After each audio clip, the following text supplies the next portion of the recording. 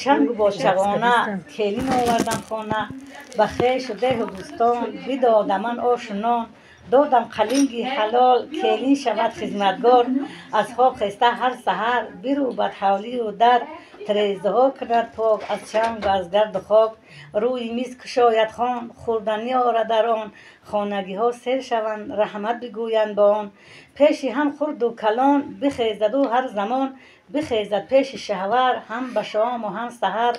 وقتی خواب شود هر شب خیرم گوید با ادب پای افزار و پشتی در راست ماند و بر به بر با عملهای نکو می شود باز هم دوسرو نداند می دهم یاد هیچ کس همه کار نزاد بگذرد یک دو سال بهایش دهم حلال از بین گذشت یک سال خویشا دهم دم سوال کلین نو در چه حال چگونه است کار و بار شکر گویم یزدان را پادشاه پادشاهان را قد بلند است و خوشرو خوبترین در خلق و خو اگر همین خیل رود بهترین کلین شود از خواب خسته چند سحر خودم رفتم حولی در سرم را نموده خم آهسته ماندم قدم تا نکنم خللدار کلین نشود بیدار به حضور می کند خواب خیزد همراه آفتاب دسترخوان می کشاید خوردنی می کشاند گاهی آن را غم دارد گاهی بر من گذارد با یک سال پیش پیش پا به بالاشان رود راه خاشاک پر در ستیل بردن برایش مشکل در لب آب نشسته دیگ و طبق را شسته چاینک ها زنگار بسته لبی کاسه شکسته کارهای خوبش بسیار کم بودیش کم شمار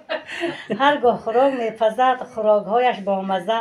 پزد اگرای و منتو حیران مانیم من و تو سمبوسهش اویغوری تا بس گفتن میخوری هر وقت سرم شویم شکر پشت و پهلویم لباسم را میشوید پرسیده خاله گوید جوان هست و فهمش کم بی‌پروا هست و بیغم بگذرد یک دو سال یاد گیرد روی شکار نزدم گذرد هر بار رحمت گویم دختردار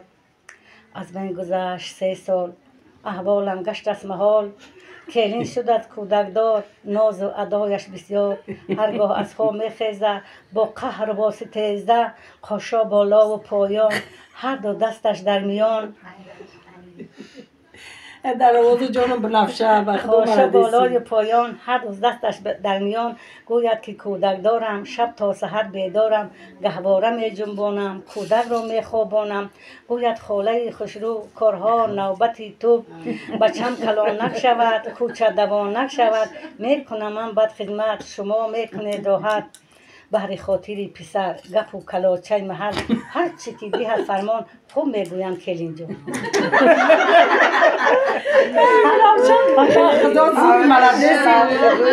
همه رو داد از سر منومه حیات گرفتم گفتم تو گرفتم همه خیلی هستی همه من نستم سيد الناس تعمدوا مش